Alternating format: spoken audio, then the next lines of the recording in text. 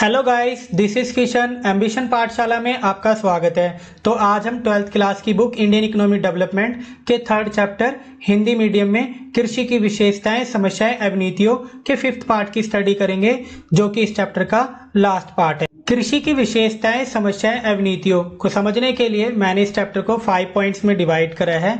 अगर आप इस चैप्टर की फर्स्ट 4 वीडियोस को देखना चाहते हैं तो प्लेलिस्ट में जाकर आप इन वीडियोस को देख सकते हैं। इन वीडियोस को देखने के बाद आपको कृषि क्षेत्र के रिगार्डिंग काफ़ी अच्छी डिटेल्ड नॉलेज मिलेगी, जिसको देखने के बाद से आप समझ पाओगे कि हमारा जो कृषि क्षेत्र है वो कैसा था, कैसा है और आगे अब क्या तरक्कियां करने वाला है। तो अगर आप इन वीडियोस को देखना चाहते हैं तो प्लेलिस्ट में जाके आप वीडियोस को देख सकते हैं। हमने लास्ट वीडियो में कृषि संबंधी सुधारों की बहुत डिटेल स्टडी करी है, जिसको समझने के बाद में आप अच्छे से समझ पाए होंगे कि आखिर हमारे कृषि क्षेत्र के अंदर क्या सुधार हुए थे, जिसकी वजह से हमारा भारत देश फूड ग्रेन के मामले में क्या हो गया, आज सेल्फ सफिशिएंट हो गया है। तो देखिए, आज हम इस चैप्टर के लास्ट पॉइंट की स्टडी करेंगे, कृषि से संबंधित सुधारों की उपलब्धियां और हरित क्रांति के आप लाभ भी बोल सकते हो इसे। मतलब क्या है कि जो हरित क्रांति है उसके बाद से हमारे कृषि क्षेत्र की उत्पादकता बढ़ी, उत्पादन बढ़ा, और हरित क्रांति होने के बाद हमारा देश फूड ग्रेन के मामले में, मतलब खाद्यान्न वस्तुओं के मामले में आत्मनिर्भर बन गया। और उसके बाद से हमारे देश के अंदर जो कृषि क्षेत्र है वो घरेलू मांग को तो पूरा ही करता है, साथ में इतना सरप्लस आउटपुट भी प्रोड्यूस होता है जिससे हम रेस्ट ऑफ द वर्ल्ड में क्या कर पाते हैं, एक्सपोर्ट कर पाते हैं। तो बिना टाइम वेस्ट करे टॉपिक को स्टार्ट करते हैं। कृषि संबंधी सुधार या हरित क्रांति। तो जो कृषि संबंधी सुधार थे उन्हीं को हरित क्रांति के नाम से जाना जाता है। तो इस वीडियो के अंदर हम हरित क्रांति के बारे में आज पूरी डिटेल स्टडी करेंगे कि जो हरित क्रांति थी उसके अंदर हमारे कृषि क्षेत्र के अंदर क्या क्या डेवलपमेंट्स हुई, जिसकी वजह से हमारा कृषि क्षेत्र आज इतना अनाज उत्पादित कर पाता है, जिसकी वजह से हमारी घरेलू मांग तो पूरी हो ही जाती है और इतना सरप्लस आउटपुट जरूर बचता है जिसे हम विदेशों के अंदर निर्यात कर पाते हैं। तो हरित क्रांति की वजह से हमारे किसानों के कल्याण के अंदर वृद्धि हुई, जिसकी वजह से हमारे किसान आज कमर्शियल फार्मिंग कर पाते हैं। तो इस वीडियो के अंदर हम ग्रीन रेवोल्यूशन या हरित क्रांति के बारे में डिटेल स्टडी करेंगे। हम जानेंगे कि ग्रीन रेवोल्यूशन कब हुआ था, ग्रीन रेवोल्यूशन के क्या प्रभाव पड़े थे, और ग्रीन रेवोल्यूशन किन किन फसलों के उत्पादन में बेहतर था, किन किन फसलों के उत्पादन में बेहतर नहीं था। तो इस वीडियो के अंदर हम ग्रीन रेवोल्यूशन के अचीवमेंट्स और फेलियर्स दोनों की स्टडी करेंगे। बिना टाइम वेस्ट करे वीडियो को स्टार्ट करते हैं। ग्रीन रेवोल्यूशन, जिसे आप हरित क्रांति बोल सकते हो, कृषि सुधारों को धन्यवाद। तो देखो, हमें वीडियो को स्टार्ट करने से पहले जो ग्रीन रेवोल्यूशन हुए हैं उनका धन्यवाद करना चाहिए, जिसकी वजह से हमारा भारत आज आत्मनिर्भर है।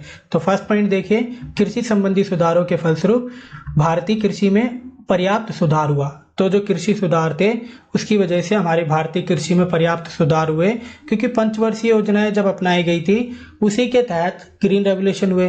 और ग्रीन रेवोल्यूशन के टाइम पीरियड में जो कृषि संबंधी सुधार हुए थे उसकी वजह से हमारी जो कृषि की उत्पादकता थी उसमें बहुत हद तक वृद्धि हुई थी। फर्स्ट सेकंड पॉइंट देखिए, अर्थव्यवस्था में एक बिल्कुल पिछड़े हुए था हमारा कृषि क्षेत्र, जो गतिहीन था क्षेत्र से कृषि अर्थव्यवस्था के विकासशील क्षेत्र की रूप में उभरी। तो जो हमारी अर्थव्यवस्था थी उसके अंदर जो कृषि क्षेत्र था वो गतिहीन था, मतलब पिछड़ा हुआ था। बट जब से ग्रीन रेवोल्यूशन हुआ है उसके बाद से हमारा कृषि क्षेत्र जो पिछड़ा हुआ था, गतिहीन था, वो किस में बदल गया था, विकासकारी क्षेत्र में। मतलब अब उसके अंदर डेवलपमेंट होने लग गई थी, उसकी उत्पादकता और प्रोडक्टिविटी दोनों बढ़ने लग गई थी। तो देखिए थर्ड पॉइंट, कृषि सुधारों की उपलब्धियों को हरित क्रांति के नाम से जाना जाने लगा। तो देखिए, हमारे जो कृषि सुधार थे उनकी जो उपलब्धियां हुई उन्हीं को ही क्या कहा गया, ग्रीन रेवोल्यूशन या तो हरित क्रांति भी बोल सकते हो आप। हरित शब्द से अभिप्राय फसल और क्रांति शब्द से अभिप्राय भारी वृद्धि। तो जो ग्रीन रेवोल्यूशन है, जो हरित क्रांति है उसका मतलब क्या था, तो जो हरित था उसका मतलब क्या था, फसल, और जो क्रांति था उसका मतलब था भारी वृद्धि। तो फसल के अंदर जो भारी वृद्धि हुई है उसी को क्या बोलोगे आप, ग्रीन रेवोल्यूशन बोलोगे। तो मैं कहता हूं कि बहुत सारी फसलों के अंदर तो वृद्धि नहीं हुई थी ग्रीन रेवोल्यूशन के तहत, लेकिन कुछ फसलें थी जिनके ऊपर रिमार्केबल इम्पैक्ट पड़ा था, जैसे राइस और वीट। तो राइस और वीट का जो प्रोडक्शन था वो बहुत ज़्यादा तेज़ी से बढ़ा, कई गुना बढ़ गया, जिसकी वजह से उत्पादकता बहुत ज़्यादा तेज़ी से बढ़ी थी। तो फिफ्थ पॉइंट देखिए, हरित क्रांति से अभिप्राय खदान फसलों के उत्पादन में भारी वृद्धि से। तो आप कह सकते हो जो हरित क्रांति थी वो सिर्फ कह सकते हो कि कुछ खदान वस्तुओं तक ही सीमित थी, मतलब खदान वस्तुओं के उत्पादन में भारी वृद्धि हुई थी इससे। तो जो हरित क्रांति थी वो कब आई थी? 1967 और 68 में शुरू हुई थी।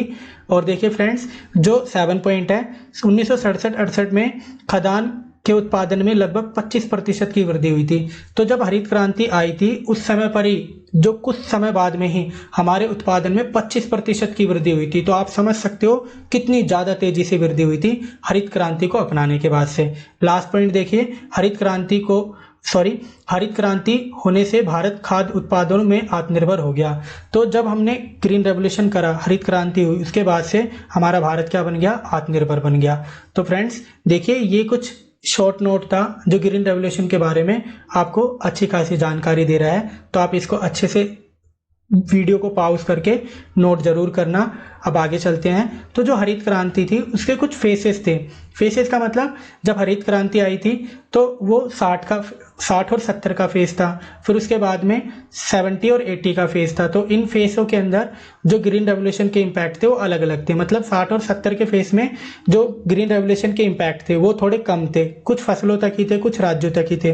बट 70 से 80 के दशक में इसका जो इम्पैक्ट था वो फसलों के अंदर भी वृद्धि हुई और साथ में कुछ राज्यों के अलावा और कुछ राज्य भी ऐड हो गए थे। तो आइए इसको समझते हैं। प्रथम जो फेज था, जो 60 से 70 का दशक था उस समय पर, मतलब 1960 से 70 का टाइम था। इस अवस्था के दौरान हरित क्रांति परिसर अधिकतर देशों के गेहूं तथा चावल वाले क्षेत्रों तक ही सीमित रहा। मतलब जो अपना देश था हिंदुस्तान, उसके अंदर जो हरित क्रांति हुई थी वो क्या था? कुछ राज्यों तक ही सीमित था, पंजाब हरियाणा, और कुछ फसलों तक ही सीमित था, जैसे गेहूं और चावल। तो आगे चलते हैं। द्वितीय क्षेत्र, जिसे फेज 2 कहा गया। जो फेज 2 था वो 70-80 का दशक था। इसमें क्या था फ्रेंड्स, जैसे फर्स्ट फेज था उसके अंदर गेहूं चावल के अंदर वृद्धि हुई थी, अब गेहूं चावल के अलावा और भी फसलें ऐड हो गई थी, साथ में कुछ राज्य और ऐड हो गए थे पंजाब हरियाणा के अलावा। तो देखिए, इस अवस्था के दौरान हरित क्रांति का प्रभाव बहुत व्यापक हो गया। यह प्रभाव देश के कई भागों तथा फसलों की बड़ी संख्या पर पड़ा। तो यहाँ पर कुछ फसलें भी ऐड हो गई थी और कुछ राज्य भी ऐड हो गए थे। मैं उम्मीद करता हूँ अब तक का टॉपिक आपको अच्छे से समझ में आया होगा। अब आगे चलते हैं। Achievements of green revolution. तो जो ग्रीन रेवोल्यूशन थे उसको अपनाने के बाद से हमारे कृषि क्षेत्र पर बहुत अच्छे सकारात्मक प्रभाव पड़े, जिसे आप क्या कहते हो? अचीवमेंट्स ऑफ ग्रीन रेवोल्यूशन, मतलब हरित क्रांति के लाभ।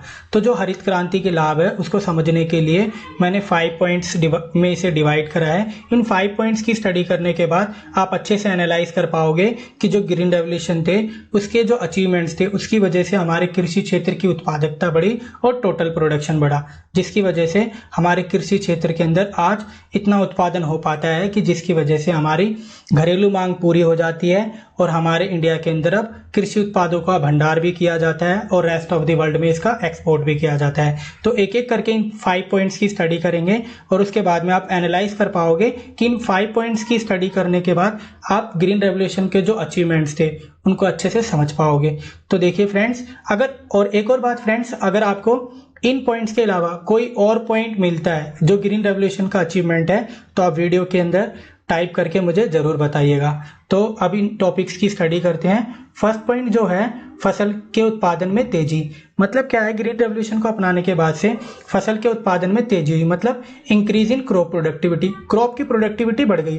तो इसको समझने के लिए आप इस टेबल को समझिए। इस टेबल की हेल्प से आप समझ पाओगे कि ग्रीन रेवोल्यूशन को जब अपनाया तो उस समय पर हमारी प्रोडक्टिविटी कितनी थी, प्रोडक्शन कितनी थी, और ग्रीन रेवोल्यूशन को अपनाने के बाद हमारे कृषि क्षेत्र की जो प्रोडक्टिविटी और प्रोडक्शन है उसके अंदर क्या चेंजेस आए। तो तभी तो आप समझ पाओगे कि फसल के उत्पादन में जो वृद्धि हुई है, प्रोडक्टिविटी में वृद्धि हुई है, उससे क्या प्रभाव पड़े। तो इस टेबल की हेल्प से हम समझेंगे। तो देखो, इसके अंदर ज़्यादा फसलें नहीं है, इस टेबल के अंदर सिर्फ 2 ही फसलें हैं, एक वीट है और एक राइस है। तो इन दोनों फसलों के उत्पादन से ही आप समझ जाओगे, क्योंकि ग्रीन रेवोल्यूशन के जो इम्पैक्ट थे ना इन्हीं 2 फसलों पर ज़्यादा पड़े थे। तो देखिए, पहले प्रोडक्टिविटी की बात करेंगे, फिर प्रोडक्शन की। तो जो प्रोडक्टिविटी नापी जाती है वो पर हेक्टेयर में नापी जाती है और प्रोडक्शन जो होता है टोटल आउटपुट में नापा जाता है। तो जो वीट की प्रोडक्टिविटी थी इंडिपेंडेंस के टाइम पर वो कितनी थी? 660 kg पर हेक्टेयर थी। और जो आज के समय पर मतलब 16-17 के टाइम पर जो वीट की प्रोडक्टिविटी है वो 3216 है। मतलब आप समझ सकते हो कि कम से कम भी नहीं तो 4 या 5 गुना वृद्धि है प्रोडक्टिविटी में आज के टाइम पीरियड में। मतलब 1947 में जो प्रोडक्टिविटी थी वो 660 पर हेक्टेयर थी और आज हेक्टेयर उतना ही है, मतलब पीस ऑफ लैंड का साइज उतना ही है, लेकिन प्रोडक्टिविटी पहले से 4 या 5 गुना ज़्यादा है। तो आप समझ सकते हो ग्रीन रेवोल्यूशन को अपनाने के बाद से हमारी प्रोडक्टिविटी कितनी ज़्यादा बढ़ी थी। अब देखिए राइस की बात करते हैं। राइस की जो प्रोडक्टिविटी थी वो 665 पर हेक्टेयर केजी थी, अब कितनी है 2550 केजी हेक्टेयर है। तो आप समझ सकते हो कि जो राइस का जो प्रोडक्शन है वो भी करीब करीब प्रोडक्टिविटी है वो भी 4 गुना हुई है। तो अब देखिए प्रोडक्शन की बात करते हैं। यहाँ पर भी 1947 और 2016-17 के डाटा का कंपैरिजन है। तो 1947 के अंदर जो वीट का जो प्रोडक्शन था, टोटल प्रोडक्शन वो कितना था 64 लाख टन था। आज कितना है करीब करीब 1000 लाख टन है। तो आप समझ सकते हो कि पहले के टाइम पीरियड में जो टोटल प्रोडक्शन था वीट का वो कितना कम था और आज कितना है बहुत ज़्यादा है, करीब करीब 15 गुना ही है। तो देखिए अब चावल की टोटल प्रोडक्शन की बात करते हैं। चावल का जो टोटल प्रोडक्शन है वो 220 लाख टन है और जो आज के टाइम पीरियड में है मतलब 16-17 में वो 1102 लाख टन है। तो आप समझ सकते हो कि हमारी जो प्रोडक्टिविटी थी वो 4 या 5 गुना बढ़ी है और जो हमारा टोटल प्रोडक्शन है वो कई गुना बढ़ गया है। तो देखिए स्टेबल की स्टडी करने के बाद इसके ऊपर ध्यान दीजिए। जो प्रोडक्टिविटी है जो मैंने रेड कलर में बनाई है उस समय पर बहुत कम थी, जो कि जिसकी वजह से हमारी डोमेस्टिक नीड ही पूरी नहीं हो पाती थी। तो जो उस टाइम पे जो प्रोडक्टिविटी थी 1951 के टाइम पर वो 660 पर हेक्टेयर थी। राइस की कितनी थी 665 पर हेक्टेयर थी और मेज की 704 पर हेक्टेयर थी। आज के समय पर मतलब 2016-17 के टाइम के अकॉर्डिंग जो वीट की प्रोडक्टिविटी है वो 3216 पर हेक्टेयर है और जो राइस है उसकी कितनी है 2550 पर हेक्टेयर है और मेज की कितनी है 2664 पर हेक्टेयर है। तो आप समझ सकते हो कि आज के टाइम पीरियड में जो प्रोडक्टिविटी है वो 4 या 5 गुना बढ़ी है। आप समझ सकते हो कि अगर प्रोडक्टिविटी बढ़ती है तो टोटल प्रोडक्शन कई गुना बढ़ जाता है और जिसकी वजह से हम खदान के मामले में आत्मनिर्भर बन पाए। तो ये ग्रीन रेवोल्यूशन का बहुत बड़ा अचीवमेंट है। सेकंड पॉइंट पे चलते हैं, क्षेत्रफल में पर्याप्त वृद्धि खेती के अंतर्गत क्षेत्र। तो मतलब जो खेती के अंतर्गत जो क्षेत्रफल आता था उसके अंदर क्या हो गया वृद्धि हो गई। वृद्धि कैसे हो गई कि जो हमने टेक्नोलॉजी यूज करी उसकी वजह से अब आज जो कल्टीवेटेड एरिया है उसके साइज में क्या हो गया पहले के कंपैरिजन में बहुत ज़्यादा इम्प्रूव हो गया है। क्योंकि फ्रेंड्स जब ग्रीन रेवोल्यूशन नहीं हुआ था उससे पहले हमारे जो फार्मर्स थे उनके लिए एक प्रॉब्लम थी कि वो अपनी लैंड को कुछ समय के लिए खाली छोड़ देते थे, मतलब उसके ऊपर कृषि नहीं करते थे, जिसे परती कहा जाता था। परती के तहत क्या करते थे फार्मर्स अपनी भूमि को कुछ समय के लिए खाली छोड़ देते थे, उसके ऊपर कृषि नहीं करते थे। वो कृषि क्यों नहीं करते थे? क्योंकि जो पहले परंपरागत तकनीक यूज होती थी उसके अंदर क्या होता था कि अगर उत्पादन हो गया तो उस भूमि को कुछ समय के लिए खाली छोड़ा जाता था, जिसकी वजह से जो सॉइल है या मिट्टी है वो अपनी उपजाऊपन को या फर्टिलिटी को दोबारा से रीगेन कर सके। तो जब से इंडिया के अंदर ग्रीन रेवोल्यूशन हुआ है मतलब जो नई तकनीक आई है उसकी वजह से जो सॉइल के अंदर फैलोइंग की समस्या थी, मतलब परती की जो समस्या थी उसके ऊपर नियंत्रण पा लिया। अब फर्टिलिटी बहुत को बढ़ाने के लिए अच्छे केमिकल फर्टिलाइजर्स को यूज़ करा जा सकता है। HYV सीड्स मतलब हाई यील्डिंग वैरायटी सीड्स का यूज़ किया जा सकता है, जिसकी वजह से अब फैलोइंग की समस्या के ऊपर क्या पा लिया काबू पा लिया। तो इस पॉइंट की अच्छे से डिटेल स्टडी करेंगे। देखिए सेकंड पॉइंट क्या है, वैसे आप इसको अच्छे से याद रखना, क्षेत्रफल में पर्याप्त वृद्धि। मतलब क्या था कि ज्योग्राफिकल एरिया पहले भी इंडिया का उतना ही है और अभी भी उतना ही है, लेकिन क्या है अब जो फैलोइंग की वजह से कुछ समय के लिए लैंड को खाली छोड़ दिया जाता था उसके ऊपर नियंत्रण पा लिया। अब हर समय डबल क्रॉपिंग की जा सकती है और फार्मर्स को अब पहले से ज़्यादा क्षेत्रफल मिलता है कृषि करने के लिए। तो देखिए इस पॉइंट की अच्छे से स्टडी करते हैं। अधिक उपज देने वाले बीज तकनीक, जिन्हें आप क्या बोल सकते हो HYV टेक्नोलॉजी, फुल फॉर्म होगी इसकी हाई यील्डिंग वैरायटी टेक्नोलॉजी के प्रयोग ने फसलों को बोने तथा काटने के बीच के अंतराल को काफ़ी मात्रा में कम कर दिया है। तो जो फसल को बोने और काटने का जो अंतराल था पहले बहुत ज़्यादा था, आज का जो अंतराल है वो बहुत कम हो गया है, क्योंकि अब आप ऐसी टेक्नोलॉजी का यूज़ करते हैं जिसकी वजह से जो सॉइल की फर्टिलिटी है उसे तुरंत रीगेन किया जा सकता है और आप अन्य फसलों का उत्पादन कर पाते हो। तो देखिए फर्स्ट पॉइंट, रासायनिक उर्वरकों के प्रयोग ने भूमि की परती छोड़ने की अब आवश्यकता को दूर कर दिया है। तो मैंने जैसा बताया आपको कि जो पहले फार्मर्स थे वो परती छोड़ने की वजह से अपनी पूरी लैंड का फुल यूटिलाइजेशन नहीं कर पाते थे। तो जब से न्यू टेक्नोलॉजी आई है तब से परती छोड़ने की समस्या को क्या कर दिया, दूर कर दिया, उसके ऊपर काबू पा लिया। सेकंड पॉइंट देखिए, इसके फलस्वरूप दोहरी फसल उगाना आसान हो गया। तो जब से नई टेक्नोलॉजी आई है आप दोहरी फसल उगा पाते हो, मतलब एक साल के अंदर ही आप कई फसलों का उत्पादन कर पाते हो, और जिससे किसानों की प्रोडक्टिविटी भी बढ़ी है, मतलब उत्पादकता बढ़ी है और टोटल प्रोडक्शन भी बढ़ा है। अब किसानों को लाभ ज़्यादा होते हैं और हानियां कम होती है। थर्ड पॉइंट देखिए, इससे खेती के अंतर्गत कुल क्षेत्रफल में पर्याप्त वृद्धि हुई है। तो देखिए जो कितनी वृद्धि हुई है, 1950-51 में खेती के अंतर्गत कुल क्षेत्रफल अनुमान लगभग कितना है, 13 करोड़ था, और जो आज बढ़कर कितना हो गया, 19 करोड़ हो गया है। तो आप समझ सकते हो जो परती वाली जो समस्या थी वो कितनी भयानक थी, उसकी वजह से फार्मर्स अपने संसाधनों का पूर्ण उपयोग नहीं कर पाते थे। तो मैं उम्मीद करता हूँ आपको सेकंड पॉइंट अच्छे से समझ में आया होगा, जो हरित क्रांति की एक बहुत बड़ी सफलता है। आगे चलते हैं। थर्ड पॉइंट, निर्वाह खेती से व्यापारिक खेती की ओर खिसकाव। मतलब जो हमारे फार्मर्स थे उनका क्या हुआ, हरित क्रांति होने के बाद से वो पहले क्या करते थे, सब्सिस्टेंस फार्मिंग करते थे, मतलब जीवन निर्वाह के लिए कृषि करते थे। लेकिन जब से हरित क्रांति हुई है उत्पादन और उत्पादकता में बहुत ज़्यादा वृद्धि हुई है, तो अब निर्वाह खेती से अब किस तरफ शिफ्ट हो गए हैं, वो व्यापारिक कृषि की तरफ शिफ्ट हो गए हैं। तो इसे इंग्लिश में क्या बोलेंगे, shift from subsistence farming to commercial farming. तो अब जो हमारे फार्मर्स हैं वो जीवन निर्वाह के लिए कृषि नहीं करते हैं, अब वो किसके लिए करते हैं, लाभ कमाने के उद्देश्य से, मतलब व्यापारिक तौर पर अब वो कृषि करते हैं। तो इस पॉइंट को अच्छे से समझते हैं।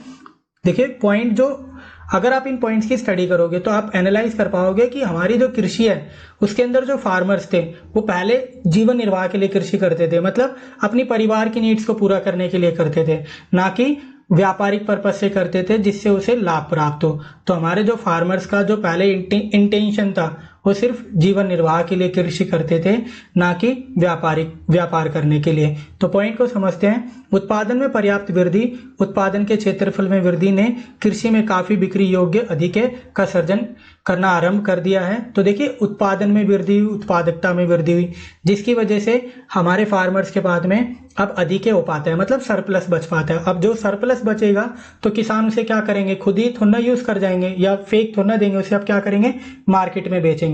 तो देखिए इंक्रीज इन मार्केट सरप्लस। तो जब से हमारे इंडिया के अंदर ग्रीन रेवोल्यूशन हुआ है उसके बाद से हमारे फार्मर्स के पास में सरप्लस आउटपुट बचता है, मतलब अधिके का सर्जन होने लग गया। अब उस अधिके को वो क्या करते हैं, मार्केट के अंदर बेचते हैं। अब एक बात बताइए आप लोग कि अगर किसी पर्सन को लाभ होते हैं तो उसकी इच्छाएं क्या होती है, बढ़ती है और फिर बढ़ती जाती है। तो अब जो हमारे फार्मर्स हैं वो सब्सिस्टेंस फार्मिंग नहीं करते हैं, अब वो कमर्शियल फार्मिंग करते हैं। तो देखिए बाजार अधिके ने निर्वाह कृषि को व्यापारिक कृषि में बदल दिया। मैंने आपको बताया कि अब जो हमारे फार्मर्स हैं अगर उनको सरप्लस आउटपुट बचता है तो उनको अब और ज़्यादा इच्छा होती है कमर्शियल फार्मिंग की। सेकेंड पॉइंट देखिए, बाजार अधिके समृद्धि और विकास का प्रतीक है। तो जिस एक कंट्री के अंदर कृषि क्षेत्र के अंदर उत्पादन में वृद्धि होगी, अगर उनके पास अधिके होएगा तो वो किस चीज़ का सिंबल होता है, समृद्धि और विकास का सिंबल होता है। मतलब क्या होता है कि फार्मर्स अब क्या है, जीवन निर्वाह के लिए कृषि नहीं करेंगे, अब वो समृद्धि के लिए, विकास के लिए कृषि करेंगे, जिसको आप क्या कह सकते हो, कमर्शियल फार्मिंग। तो मैं उम्मीद करता हूँ आपको थर्ड पॉइंट अच्छे से समझ में आया होगा। फोर्थ पॉइंट पे चलते हैं, किसानों के दृष्टिकोण में परिवर्तन। तो जो किसानों का जो दृष्टिकोण है, मतलब चेंज इन फार्मर्स आउटलुक। तो जो फार्मर्स का आउटलुक था या किसानों का दृष्टिकोण था उसमें चेंज कैसे आया, उसके पीछे चेंज आने का पीछे जो रीजन था वो था कमर्शियल फार्मिंग। तो जब से कमर्शियल फार्मिंग होने लग गई है, किसानों के पास अधिके बचने लग गया है, उसके बाद से फार्मर्स का आउटलुक चेंज हो गया। अब जो फार्मर्स हैं वो सब्सिस्टेंस फार्मिंग नहीं करते हैं, अब वो कमर्शियल फार्मिंग करते हैं। कमर्शियल फार्मिंग की वजह से सरप्लस आउटपुट होता है और सरप्लस आउटपुट की वजह से उन्हें प्रॉफिट्स होते हैं, लाभ होते हैं, और लाभ होती है तो इनकम ज़्यादा होती है, और इनकम ज़्यादा होने की वजह से उनके लिविंग स्टैंडर्ड में इंप्रूव हुआ है, मतलब उनके जीवन स्तर में वृद्धि हुई है। तो इसको समझते हैं, कृषि के व्यापारीकरण के कारण किसानों के दृष्टिकोण में परिवर्तन हो गया है। तो मैंने आपको बताया कि जब से कृषि के अंदर व्यापारीकरण आया है, मतलब कमर्शियलाइजेशन आया, उसकी वजह से किसानों का जो दृष्टिकोण है उत्पादन करने का वो पूरी तरीके से बदल गया है। तो देखिए फर्स्ट पॉइंट, किसान द्वारा अब खेती केवल जीवन निर्वाह के स्रोत के रूप में नहीं देखा जाता, इसे एक व्यापारिक कार्य के रूप में भी देखा जाने लगा। तो हमारे जो फार्मर्स हैं अब केवल जीवन निर्वाह के लिए कृषि नहीं करते हैं, अब वो व्यापारिक पर्पस के तौर पर भी कृषि करते हैं कि ज़्यादा से ज़्यादा लाभ कमाया जाए और जो कृषि के बेनिफिट्स हैं वो सब फार्मर्स को मिल सके। तो मैं उम्मीद करता हूँ आपको फोर्थ पॉइंट अच्छे से समझ में आया होगा। फिफ्थ पॉइंट, खाद्यान्न उत्पाद में आत्मनिर्भरता, मतलब सेल्फ सफिशिएंट इन फूड ग्रेन प्रोडक्शन। तो जो हमारा इंडिया था वो ग्रीन रेवोल्यूशन अपनाने के बाद से फूड ग्रेन के मामले में, मतलब खाद्यान्न उत्पाद के मामले में आत्मनिर्भर हो गया था। ग्रीन रेवोल्यूशन से पहले हमारा इंडिया खाद्यान्न उत्पादन के मामले में आत्मनिर्भर नहीं था। हमारा जो इंडिया था वो खाद्यान्न के मामले में आत्मनिर्भर ना होने की वजह से हमारी जो इंडिया की जो डिपेंडेंसी थी वो अन्य देशों पर निर्भर करती थी। मतलब हमारा इंडिया क्या करता था, खाद्यान्न वस्तुओं को रेस्ट ऑफ द वर्ल्ड या तो अन्य देशों से क्या करता था, इंपोर्ट करता था, जिसकी वजह से हमारा जो फॉरेन एक्सचेंज है वो विदेशों में चले जाता था और हमारी घरेलू करेंसी का क्या होता था, मूल्य ह्रास होता था। बट जब से हमारे इंडिया के अंदर ग्रीन रेवोल्यूशन को अपनाया गया उसके बाद से हमारा इंडिया फूड ग्रेन के मामले में क्या बन गया है, सेल्फ सफिशिएंट बन गया है और हमारा इंडिया के अंदर अब उतना उत्पादन होता है जिससे हमारी घरेलू नीड्स पूरी हो जाती है। दूसरी ओर हमारी भारत सरकार अब बफर स्टॉक रखती है अनाज का और तीसरा हमारे किसान सरप्लस आउटपुट को विदेशों के अंदर बेच पाते हैं। तो इस पॉइंट की अच्छे से डिटेल स्टडी करते हैं। तो देखिए, कृषि सुधारों से पहले भारत खाद्यान्न वस्तुओं के उत्पादन में आत्मनिर्भर नहीं था। मतलब ग्रीन रेवोल्यूशन से पहले हमारा इंडिया खाद्यान्न की वस्तुओं के मामले में आत्मनिर्भर नहीं था। तो फर्स्ट पॉइंट देखिए, हरित क्रांति कृषि सुधारों के कारण भारत के अंदर खाद्यान्न वस्तुओं के उत्पादन में भारी वृद्धि हुई। इस वजह से भारत खाद्यान्न वस्तुओं के मामले में आत्मनिर्भर हो गया। तो जब से हमारे इंडिया के अंदर ग्रीन रेवोल्यूशन को अपनाया है उसके बाद से हमारा इंडिया क्या हो गया, सेल्फ सफिशिएंट हो गया फूड ग्रेन के मामले में। सेकंड पॉइंट देखिए, भारत में अब खाद्यान्न वस्तुओं का भंडार किया जाने लगा है। तो देखिए, हमारे इंडिया के अंदर अब क्या होता है कि जो खाद्यान्न वस्तुएं हैं उनका भंडार किया जाता है। क्यों किया जाता है? क्योंकि अगर मान लीजिए किसी टाइम पीरियड में खाद्यान्न की शॉर्टेज होती है, मतलब प्रोडक्शन कम हो जाता है कृषि उत्पादन का, तो जो भंडार है उसका यूज किया जाएगा और रिक्वायरमेंट्स को पूरा कर दिया जाएगा। थर्ड देखिए, ये भंडार खेती में निम्न पूर्ति के समय प्रयोग किए जाते हैं। तो मैंने आपको बताया कि जो खाद्यान्न है उसका अगर आप स्टोरेज कर लोगे तो उसको कब यूज करोगे, जब मार्केट के अंदर प्रोडक्शन कम हो पाएगा और प्रोडक्शन की शॉर्टेज हो जाएगी, मतलब अनाज की शॉर्टेज हो जाएगी, तो उस समय पर इन भंडारों का यूज किया जाएगा जिससे जो कमी हुई है उसको पूरा किया जा सके। तो उम्मीद करता हूं मैं जो आपका फिफ्थ पॉइंट है सेल्फ सफिशिएंट वो अच्छे से आपको समझ में आया होगा। तो इन 5 पॉइंट्स की स्टडी करने के बाद आप अच्छे से समझ पाए होंगे जो ग्रीन रेवोल्यूशन के जो अचीवमेंट्स हैं वो किस हद तक हमारी कृषि क्षेत्र को सपोर्ट करते हैं, जिसकी वजह से हमारी कृषि की उत्पादकता बढ़ी और टोटल प्रोडक्शन बढ़ा। तो इन अचीवमेंट्स को दोबारा से एक बारी मैं रिवाइज कराता हूँ। फसल उत्पादकता में तेजी, मतलब ग्रीन रेवोल्यूशन को अपनाने के बाद से फसल के उत्पादन में तेजी हुई, मतलब हमारा इंडिया के अंदर प्रोडक्टिविटी बढ़ा और प्रोडक्शन बढ़ा। सेकंड देखिए, क्षेत्रफल में पर्याप्त वृद्धि, खेती के अंतर्गत क्षेत्र, मतलब जो खेती का जो क्षेत्रफल था, उत्पादन करने का जो एरिया था वो क्या हो गया, पहले से बढ़ गया। अब आगे देखिए, थर्ड, अब जो हमारे फार्मर्स हैं वो निर्वाह खेती के स्थान पर किसका क्या करते हैं, व्यापारिक खेती करते हैं। तो व्यापारिक खेती की वजह से ही आज हमारे इंडिया के अंदर जो फार्मर्स हैं उनका आउटलुक चेंज हो गया। तो देखिए फोर्थ पॉइंट देखिए, किसानों के दृष्टिकोण में परिवर्तन। तो जब व्यापारिक कृषि होने लगी उसी की वजह से किसानों का जो दृष्टिकोण था वो चेंज हो गया। फिफ्थ पॉइंट बहुत ही ज़्यादा इंपॉर्टेंट है, खाद्यान्न उत्पादन में आत्मनिर्भरता। तो जो हरित क्रांति का सबसे बड़ा लाभ हुआ है वो हमारे इंडिया के अंदर खाद्यान्न उत्पादन के मामले में आत्मनिर्भरता है। तो मैं उम्मीद करता हूँ आपको ग्रीन रेवोल्यूशन के जो अचीवमेंट्स है वो अच्छे से समझ में आए होंगे। अब आगे चलते हैं। देखिए फ्रेंड्स, अभी हमने ग्रीन रेवोल्यूशन के अचीवमेंट्स की स्टडी करी, मतलब हरित क्रांति के लाभों की। बट अब हम हरित क्रांति की समस्याओं की स्टडी करेंगे, मतलब लिमिटेशंस ऑफ ग्रीन रेवोल्यूशन। जैसे आप कह सकते हो कि जो ग्रीन रेवोल्यूशन था उसके जो अचीवमेंट्स थे वो बहुत ही ज़्यादा सिग्निफिकेंट्स थे बट सफिशिएंट नहीं थे।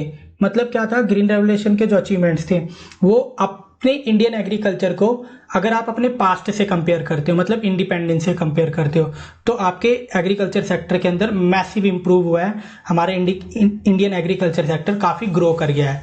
बट अगर हम अपने इंडियन एग्रीकल्चर सेक्टर को अगर विश्व के डेवलप्ड कंट्रीज़ के साथ कंपेयर करते हैं तो हमारा इंडियन एग्रीकल्चर सेक्टर आज भी बहुत पिछड़ा हुआ है एज कंपेयर प्रोडक्टिविटी और टोटल प्रोडक्शन के मामले में। तो फ्रेंड्स, इस टेबल की हेल्प से समझ पाओगे हमारा जो इंडिया है वो प्रोडक्टिविटी के मामले में शेष विश्व की कंट्रीज की जो डेवलप्ड कंट्रीज है उनसे आज कितना पीछे है। तो यहाँ पर क्या है, कंपैरिजन है वर्ल्ड की डेवलप्ड कंट्रीज का और इंडिया का, किसके मामले में, प्रोडक्टिविटी के मामले में। तो इस टेबल की हेल्प से आप समझ पाओगे कि हमारे इंडिया की जो प्रोडक्टिविटी है विश्व के जो उन्नत देश है उनसे कितनी कम है। तो देखिए यहाँ पर 3 फसलें हैं, राइस, वीट और कॉर्न। तो इन तीनों फसलों के आधार पर हमें एनालाइज करेंगे कि हमारे इंडिया की जो प्रोडक्टिविटी है वो कितनी कम है। तो देखिए यहाँ पर फर्स्ट राइस की बात करते हैं।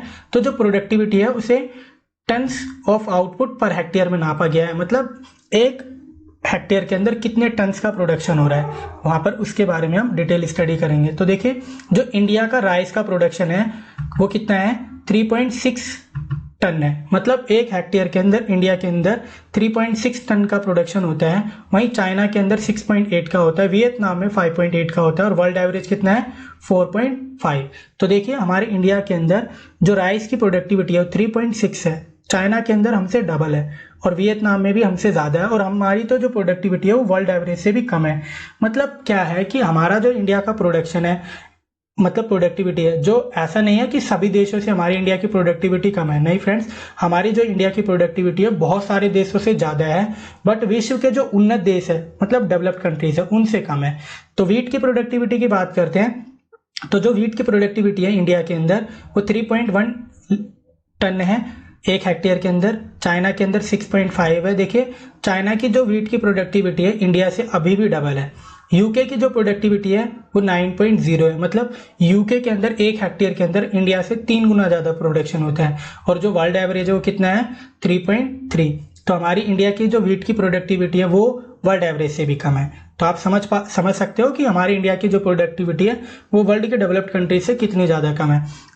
देखिए लास्ट कॉर्न की बात करते हैं। कॉर्न का जो प्रोडक्शन है प्रोडक्टिविटी वो 2.6 है, चाइना की कितनी है, 5.8 है, और यूएसए कितनी है, 10.7। तो जो कॉर्न का जो प्रोडक्टिविटी है वो इंडिया की प्रोडक्टिविटी से 5 गुना ज़्यादा है। मतलब आप समझ सकते हो यूएसए के अंदर किस तरीके की टेक्निक्स यूज़ होती है जिसकी वजह से उनकी जो प्रोडक्टिविटी है कॉर्न की वो हमारे इंडिया से 5 गुना ज़्यादा है। तो हमारे इंडिया को सीखना चाहिए भैया चाइना के अंदर किस तरीके से प्रोडक्शन होता है कि वो 5 गुना प्रोडक्टिविटी कर रहे हैं। तो देखिए यहाँ पर जो वर्ल्ड एवरेज है वो कितना है कॉर्न का, वो 5.6 है। तो इस टेबल की हेल्प से आप अच्छे से समझ पाए होंगे कि जो प्रोडक्टिविटी के मामले में हमारा इंडिया कितना पिछड़ा हुआ है एज कंपेयर वर्ल्ड की डेवलप्ड कंट्रीज के एग्रीकल्चर सेक्टर के मामले में। जो ये डाटा है वो 2016 का है, एग्रीकल्चर सेंसस स्टैटिस्टिक्स का। तो आप इस डाटा को अच्छे से लर्न कर सकते हो क्योंकि इस डाटा के अंदर चेंज नहीं होगा। डाटा में जो चेंज होता है वो प्रेजेंट डाटा के अंदर होता है, पास्ट डाटा में कोई चेंजेस नहीं होते हैं। तो जो ग्रीन रेवोल्यूशन के जो इम्पैक्ट थे वो बहुत सिग्निफिकेंट थे, मतलब बहुत हद तक सही थे, लेकिन सफिशिएंट नहीं है। हमारे इंडिया के अंदर इतनी ज़्यादा पॉपुलेशन है और उस पॉपुलेशन की फूड रिक्वायरमेंट को पूरा करने के लिए हमारे कृषि क्षेत्र की प्रोडक्टिविटी बहुत ज़्यादा तेज़ी से हमें बढ़ानी होगी। तो अब हम ग्रीन रेवोल्यूशन की लिमिटेशंस के बारे में पढ़ेंगे। ग्रीन रेवोल्यूशन की लिमिटेशंस को समझने के लिए मैंने इसे 4 पॉइंट्स में डिवाइड करा है। इन 4 पॉइंट्स को पढ़ने के बाद आप आराम से समझ पाओगे कि जो ग्रीन रेवोल्यूशन है उसकी क्या क्या लिमिटेशंस है, मतलब कमियां हैं। तो इन कमियों को अगर इंडिया के अंदर पूरा कर लिया जाता है तो कृषि क्षेत्र की उत्पादकता और बढ़ेगी और हमारे इंडिया के अंदर और सरप्लस आउटपुट होएगा जिसे हम रेस्ट ऑफ द वर्ल्ड में बेचेंगे और फॉरेन एक्सचेंज अर्न करेंगे। तो एक एक करके इन पॉइंट्स की स्टडी करते हैं। सीमित फसलें, तो इंडिया के अंदर जो ग्रीन रेवोल्यूशन था उसका सबसे बड़ा जो डिसएडवांटेज था वो लिमिटेड क्रॉप्स था, मतलब बहुत कम सीमित फसलों पर ही इसका प्रभाव पड़ा था। तो जो ग्रीन रेवोल्यूशन था उसका जो इम्पैक्ट था कुछ चंद फसलों पे पड़ा था जैसे गेहूं चावल, लेकिन जो और भी कमर्शियल क्रॉप्स थी उनके ऊपर कुछ समान रूप से इसका प्रभाव नहीं पड़ा। इसलिए ये इसकी सबसे बड़ी कमी है कि जो ग्रीन रेवोल्यूशन का जो इम्पैक्ट है वो कुछ फसलों पे था, बाकी फसलों पे नहीं था। तो इसको पढ़ते हैं। देखिए, हरित क्रांति के कारण उत्पादन में क्रांतिकारी वृद्धि केवल अनाज जैसे गेहूं और चावल तक ही सीमित थी। तो आप देखिए जो ग्रीन रेवोल्यूशन है उसकी जो इम्पैक्ट्स थे, प्रभाव थे, वो सिर्फ कुछ चंद फसलों तक थे, जैसे चावल और गेहूं। बट जो अन्य व्यापारिक कृषियाँ थी, फसलें थी, उनके ऊपर इसका प्रभाव समान रूप से नहीं पड़ा। तो देखिए इस पॉइंट से दाल तथा व्यापारिक फसलें जैसे जूट, कपास, चाय आदि के उत्पादन में ऐसी कोई खास वृद्धि नहीं देखी गई। तो ग्रीन रेवोल्यूशन के जो इम्पैक्ट्स थे वो बहुत हद तक 2-3 फसलों तक ही सीमित थे, और भी बहुत सारी कमर्शियल क्रॉप्स थी, उनके ऊपर इसका कोई खास प्रभाव नहीं पड़ा था। सेकंड पॉइंट देखिए, असमान प्रसार मतलब अनइवन स्प्रेड। हमारे जो ग्रीन रेवोल्यूशन थे उसका जो स्प्रेड हुआ था वो अनइवन था। मतलब क्या था कि असमान था। कुछ क्षेत्रों के अंदर तो ग्रीन रेवोल्यूशन का प्रभाव बहुत ज़्यादा पड़ा, और कुछ क्षेत्रों के अंदर ग्रीन रेवोल्यूशन का प्रभाव बिल्कुल नहीं पड़ा। मतलब क्षेत्र का मतलब है स्टेट। कुछ स्टेट के अंदर बहुत अच्छा खासा प्रभाव पड़ा, कुछ स्टेट के अंदर बिल्कुल प्रभाव नहीं पड़ा।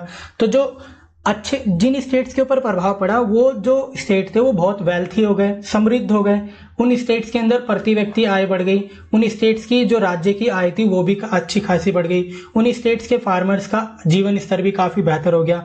लेकिन जहाँ पर ग्रीन रेवोल्यूशन के लाभ नहीं मिले, उन स्टेट्स को आज भी पिछड़ा हुआ महसूस होता है। देखिए इसको अच्छे से समझते हैं। हरित क्रांति का विस्तार सभी क्षेत्रों में एक समान नहीं रहा। तो मैंने आपको बताया हरित क्रांति का जो प्रभाव था, उसके प्रभाव थे, वो सभी क्षेत्रों पर समान रूप से नहीं पड़े। तो किन किन राज्यों पे पड़े थे? भारत के कुछ राज्य जैसे पंजाब, हरियाणा, महाराष्ट्र, तमिलनाडु इत्यादि में इसका प्रभाव बहुत अधिक था। तो जो बहुत ज़्यादा मेजर प्रभाव जो पड़े थे, पंजाब, हरियाणा, महाराष्ट्र, तमिलनाडु ऐसे स्टेट्स के ऊपर पड़े थे। लेकिन भारत के अन्य राज्यों में हरित क्रांति का प्रभाव समान रूप से नहीं पड़ा। देखिए जैसे बिहार हो गया, छत्तीसगढ़ हो गया, नीचे साउथ इंडियन स्टेट्स हो गए, इन स्टेट्स के अंदर कुछ ज़्यादा अच्छा खासा प्रभाव नहीं पड़ा था किसका? ग्रीन रेवोल्यूशन का। तो मैं उम्मीद करता हूँ आपको सेकंड पॉइंट अच्छे से समझ में आया होगा।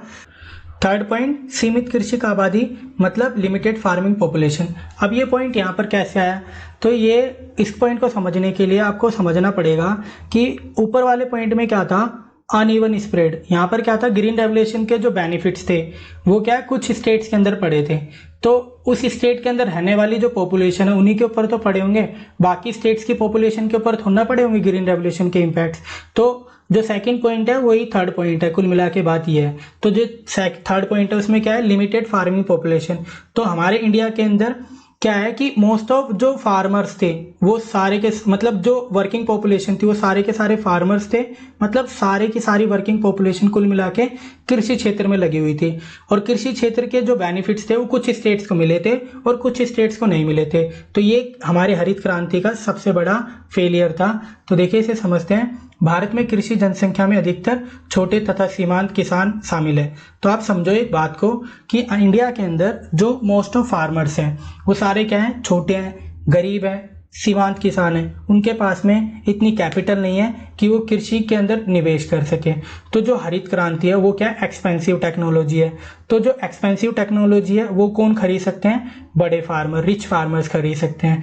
तो जो पंजाब हरियाणा थे उसके अंदर कुछ हद तक देखा जाता है कि बहुत रिच फार्मर्स हैं, वो हरित क्रांति के बेनिफिट्स को अच्छे से उठा पाए। लेकिन बहुत हद तक कृषि का मतलब जनसंख्या का ऐसा भाग था जो हरित क्रांति के लाभों के बेनिफिट्स नहीं ले पाया, क्योंकि हरित क्रांति की जो टेक्नोलॉजी वो थी जो बहुत एक्सपेंसिव थी। इसलिए हमारे जो सभी किसान थे उस टेक्नोलॉजी को नहीं खरीद पाए और उसके लाभों से क्या रह गए, वंचित रह गए। तो फर्स्ट पॉइंट देखिए, छोटे तथा सीमांत किसान सदैव हरित क्रांति के लाभों से वंचित रहे हैं।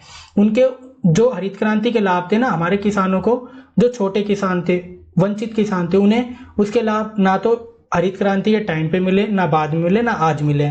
इतनी सारी पंचवर्षीय योजनाएं हो गई, खत्म भी हो गई, अब नीति आयोग लागू है, अभी भी हमारे फार्मर्स को ग्रीन रेवोल्यूशन के लाभ नहीं मिल रहे हैं। सेकंड पॉइंट देखिए, अधिक उपज देने वाली तकनीक के लिए महंगी आघातों की आवश्यकता होती है जो सीमांत किसानों की पहुंच से बाहर है। तो जैसा कि मैंने आपको बताया कि जो ग्रीन रेवोल्यूशन है उसके तहत जो तकनीक यूज होती है, आघातों का यूज होता है, वो बहुत एक्सपेंसिव है, उन्हें हमारे फार्मर्स अफोर्ड नहीं कर सकते हैं।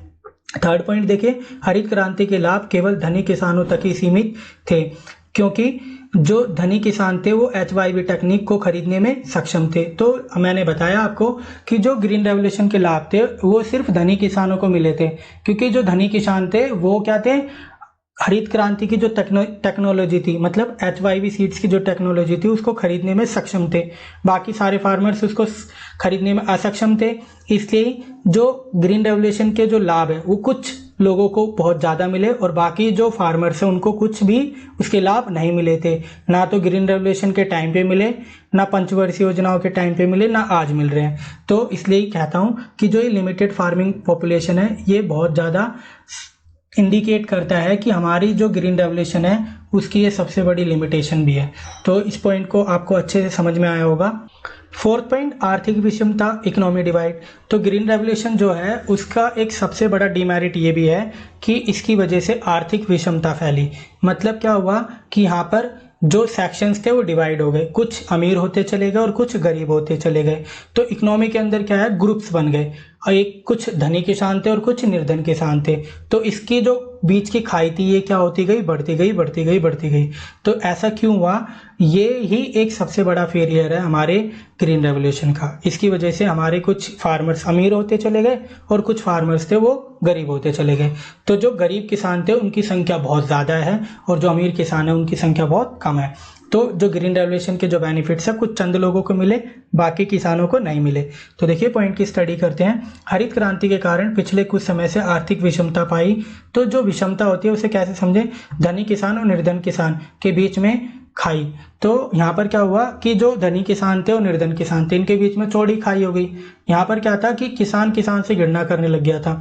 तो देखिए फर्स्ट पॉइंट, देश में निर्धनता व्यापक है और ऋणग्रस्तता बहुत अधिक है। तो इंडिया के अंदर क्या है, निर्धनता ज़्यादा है क्योंकि मोस्ट ऑफ फार्मर्स क्या है, पुअर है। अब हमारी इंडियन इकोनॉमी को आखिर कृषि से क्यों रिलेट करा जाता है, क्योंकि फ्रेंड्स हमारी जो मोस्ट ऑफ वर्किंग पॉपुलेशन है वो किस क्षेत्र से एंगेज है, कृषि क्षेत्र से। और कृषि क्षेत्र के अगर बेनिफिट्स कुछ लोगों को मिलेंगे तो हमारी इकोनॉमी के अंदर जो मोस्ट ऑफ फार्मर्स क्या होंगे, पुअर होंगे। तो इसमें क्या होगा कि जो फार्मर्स है उनके पास में इन्वेस्ट करने के पैसे नहीं रहेंगे तो वो लोन लेंगे, और लोन कहाँ से मिलता है उन्हें, नॉन इंस्टीट्यूशनल सोर्सेज से।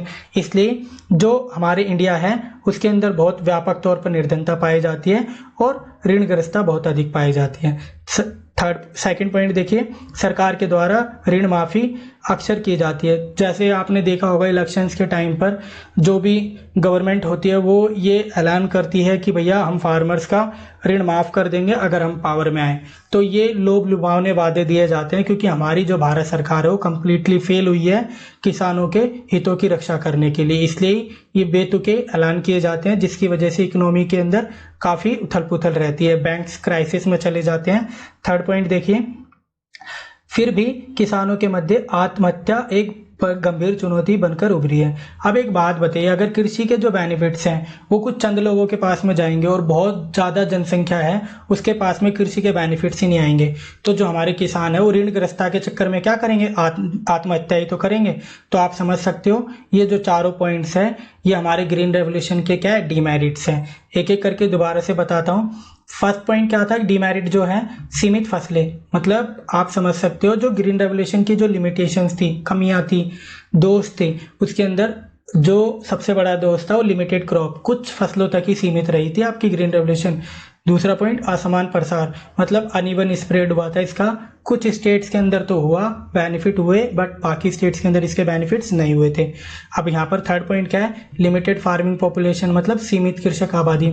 मतलब क्या हुआ कि जो कृषि के जो बेनिफिट्स थे वो रिच फार्मर्स को मिले, क्योंकि जो हरित क्रांति की जो टेक्नोलॉजी थी वो रिच फार्मर्स ही खरीद सकते थे, पुअर फार्मर्स या मार्जिनलाइज्ड फार्मर्स उसको नहीं खरीद सकते थे।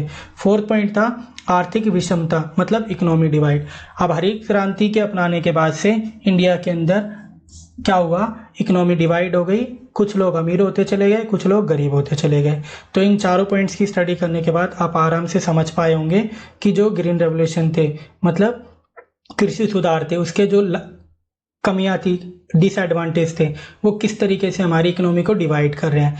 तो फ्रेंड्स इस वीडियो के अंदर हमने किस किस चीज़ की स्टडी करी, ग्रीन रेवोल्यूशन के अचीवमेंट्स की स्टडी करी, ग्रीन रेवोल्यूशन की लिमिटेशंस की स्टडी करी और ग्रीन रेवोल्यूशन की स्टडी करी। मैं उम्मीद करता हूँ आपको ये वीडियो अच्छे से समझ में आई होगी और टॉपिक का जो कंटेंट है वो आपको बहुत अच्छा लगा होगा। चलिए फ्रेंड्स, आपने इस चैप्टर की पूरी डिटेल स्टडी करी है। मतलब क्या है कि आपने कृषि क्षेत्र के महत्व को समझा, कृषि क्षेत्र की विशेषताओं को समझा, कृषि क्षेत्र की समस्याओं को समझा और कृषि क्षेत्र के अंदर जो सुधार हुए, हरित क्रांति हुई, आपने इस चैप्टर को कम्प्लीटली अच्छे से समझा। तो अब मैं आपसे एक क्वेश्चन पूछता हूँ, क्या भारत में एक अन्य हरित क्रांति की आवश्यकता है? तो आपके ओपिनियन में इसका क्या आंसर होना चाहिए? मेरे ओपिनियन में हाँ जी, yes is an obvious answer, there are so many reason exist here. तो मेरे ओपिनियन के हिसाब से इंडिया के अंदर एक और ग्रीन रेवोल्यूशन होना चाहिए, क्योंकि आज भी कृषि के जो लाभ है, कृषि के जो बेनिफिट्स हैं, कुछ चंद किसानों तक ही पहुंच पा रहे हैं, मतलब रिच फार्मर्स तक। जनसंख्या के बहुत बड़े भाग तक कृषि के लाभ नहीं पहुंच रहे हैं, मतलब सभी फार्मर्स तक नहीं पहुंच रहे हैं। तो मतलब हमारे को दोबारा हरित क्रांति की आवश्यकता क्यों है? क्योंकि हमारे इंडिया की जो प्रोडक्टिविटी है वो विश्व के उन्नत देशों की तुलना में कम है, पहली बात। दूसरी बात, कृषि के जो बेनिफिट्स है वो सब फार्मर्स तक नहीं पहुंच पाते हैं। और क्या होता है, जो हमारी कृषि की जो तकनीक है बहुत एक्सपेंसिव है, उसको अफोर्ड करना हमारे पुअर फार्मर्स के बस की बात नहीं है। तो इसके अंदर दोबारा से रिफॉर्म होने चाहिए, जिसकी वजह से हमारे कृषि के जो बेनिफिट्स है वो सब लोगों के ऊपर, सब किसानों तक पहुंच पाए। तो देखिए इसके आंसर में आप क्या लिख सकते हो। फर्स्ट, हमारे देश की उत्पादकता अन्य देशों की तुलना में बहुत कम है, मतलब यहाँ पर अन्य देश नहीं आएगा, विश्व के उन्नत देशों की तुलना में कम है। सेकंड पॉइंट देखिए, हमारे खदान के स्टॉक अनिश्चितता के बिंदु पर है, मतलब हमारे देश के अंदर जो कृषि क्षेत्र है उसके अंदर क्या होता है, स्थायी कृषि के सिंचाई के जो साधन है वो स्थायी नहीं है। इसी वजह से हमारे देश के अंदर जो खदान का जो स्टॉक है वो अनसर्टेन रहता है, मतलब अनिश्चित रहता है, कभी उत्पादन ज़्यादा हो जाता है, कभी कम हो जाता है। तो इसके ऊपर हमारे इंडिया के अंदर गहन विचार हो रहा चाहिए कि कृषि के उत्पादन को किस तरीके से निश्चित किया जाए, मतलब इसके अंदर कंसिस्टेंसी लाई जा सके। थर्ड पॉइंट देखिए, भारत में अधिकांश किसान निरंतर ही मौसम की अनिश्चितताओं का सामना कर रहे हैं। तो मैंने आपको बताया कि हमारे जो इंडिया है उसके अंदर जो अधिकांश किसान हैं वो क्या है, मौसम की अनिश्चितताओं का सामना करते हैं। मतलब इनके पास में कृषि के जो स्थायी, मतलब सिंचाई के जो स्थायी साधन होते हैं, permanent means of irrigation facilities, वो सभी फार्मर्स के पास में नहीं है। 50% जनसंख्या फार्मर्स से ज़्यादा ऐसे फार्मर्स हैं जिनके पास में सिंचाई के स्थायी साधन नहीं है। तो वो किसके ऊपर डिपेंडेंट हो जाते हैं? इंद्र देवता के ऊपर। अच्छी बारिश होती है तो अच्छा उत्पादन होता है, खराब बारिश होती है तो खराब उत्पादन होता है। फोर्थ पॉइंट देखिए, किसानों को निरंतर ही बाजार की अनिश्चितताओं से अवगत कराया जा रहा है, जो उन्हें लाभदायक निर्वाह कृषि करने के लिए ही बातें करते हैं। अब देखो यहाँ पर किसान जो है हमारे, वो क्या है भैया, निरंतर ही ऐसी फार्मिंग करते हैं जिसके अंदर सिर्फ जीवन निर्वाह के बारे में बात होती है, लाभ कमाने के उद्देश्य से बात होनी चाहिए। हमारे फार्मर्स को इस तरीके से अवेयर करा जाना चाहिए जिससे कि उसे प्रोडक्शन करने में ज़्यादा इंटरेस्ट हो और वो अपनी प्रोडक्टिविटी बढ़ाने के ऊपर ज़्यादा ध्यान दे पाए। फिफ्थ पॉइंट देखिए, ऋण माफ़ी एक आवृत्ति बार बार होने वाली आवश्यकता बन चुकी है। अब हमारे जो फार्मर्स हैं, अगर उन्हें निरंतर लॉस होते रहेंगे तो ऋण माफ़ी करनी पड़ेगी, और ये क्या है, एक आवश्यकता बन गई है आज के टाइम पीरियड में, जो कि अच्छी बात नहीं है। जो फार्मर्स है, कुछ फार्मर्स ऐसे हैं जिनको वास्तविक रूप से ऋण माफ़ी की आवश्यकता होती है, लेकिन इस ऋण माफ़ी की वजह से बहुत सारे किसान क्या करते हैं, डिफ़ॉल्ट करते हैं, जिसकी वजह से बैंकिंग सेक्टर को काफ़ी हद तक नुकसान होता है। तो यही कुछ कारण है जिसकी वजह से ग्रीन रेवोल्यूशन दोबारा होने चाहिए हमारे इंडिया के अंदर। अच्छे से बिल पास होना चाहिए, अमेंडमेंट लागू होना चाहिए, और कृषि के अंदर दोबारा से ग्रीन रेवोल्यूशन आना चाहिए, जिससे कि जो कृषि के जो बेनिफिट्स है वो सभी फार्मर्स तक पहुँचे। तो मैं उम्मीद करता हूँ आपको वीडियो का कंटेंट अच्छा लगा होगा। तो फ्रेंड्स, अगर आपको हमारे चैनल की वीडियोस अच्छी लगती है तो वीडियो को लाइक करें, शेयर करें, चैनल को सब्सक्राइब करें। For more latest updates please press the bell icon. Thanks for watching. Bye bye.